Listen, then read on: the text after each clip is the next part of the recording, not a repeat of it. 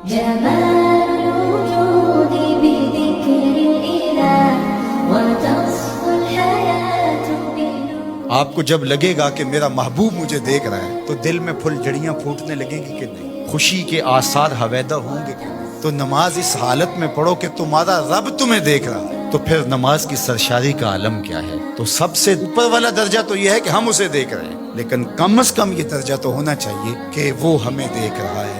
آئیے ہم آج سے عزم کریں کہ نماز کو اس طرح سے ڈوب کے پڑھیں کہ ہمارا رب ہمیں دیکھ رہا ہے، اور یہ کوئی محض تصور نہیں کرنا، حقیقت ہے کہ ہمارا رب ہمیں دیکھ رہا ہے۔ کبھی بھی ہم اس کی نظروں سے اوجھل نہیں ہے، ہر وقت ہر دم ہر لحظہ دیکھ رہا ہے۔ تو جب وہ دیکھ رہا ہے تو ہمیں یقیناً اپنے آپ کو منظم اور مرتب کر کے تمام بری خصلتوں سے دور کر کے پورے خشوع و خضوع کے ساتھ اس کے حضور پیش ہونا چاہیے۔